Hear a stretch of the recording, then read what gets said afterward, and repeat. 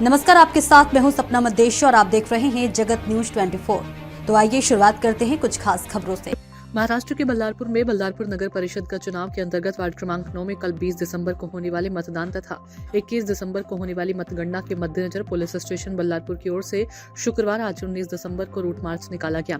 ये route march आज सुबह 11 बजे पुलिस स्टेशन बल्लारपुर से शुरू होकर नया बस स्टैंड, बालाजी मंदिर, छोटा हनुमान मंदिर, डॉक्टर जाकिर हुसैन वार्ड, महिला महाविद्यालय, फ्रेंड्स मॉल मार्ग से होते हुए दोपहर 12 बजे पुनः पुलिस स्टेशन बल्लारपुर में समाप्त हुआ। इस रूट मार्च में पुलिस निरीक्षक विपिन इंगले, सहायक पुलिस निरीक्षक राजेंद्र गायकवाड़, सहायक पुलिस निरीक्षक मदन दिवटे, पुलिस उप निरीक्षक प्रेम शाह सोयाम, पुलिस उप निरीक्षक सलीम शेख, ग्रेड पुलिस उप निरीक्षक मनोहर मडावी सहित 41 पुलिसकर्मी एवं 20 जवान शामिल थे।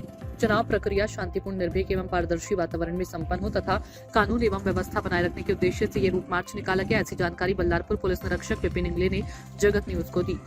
नगर परिषद के कल 20 तारीख को होने जा रहे प्रभाग क्रमांक 9 के चुनाव में बल्लारपुर पुलिस का तगड़ा बंदोबस्त लगा हुआ है, जिसमें जानकारी लेना चाहें कितना मैन पावर लगा हुआ है।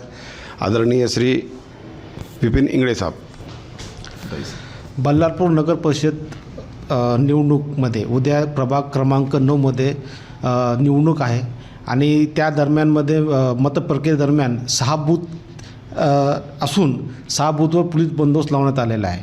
तसेच मतदान प्रक्रियेमध्ये तसेच मतमोजणीमध्ये कुठलाही कायदा व सुव्यवस्थेचा प्रश्न निर्माण होऊ नये अथवा कुठलाही बेकायदेशीर कृत्य होऊ नये म्हणून आम्ही पोलीस रेकॉर्डवरचे असे एकूण 76 सराईत गुन्हेगार यांना 2 दिवसाकरता म्हणजे दिनांक 20 आणि दिनांक 21 या 2 दिवसाकरता बल्लारपूर हद्दीतून हद्दपार केलेला आहे।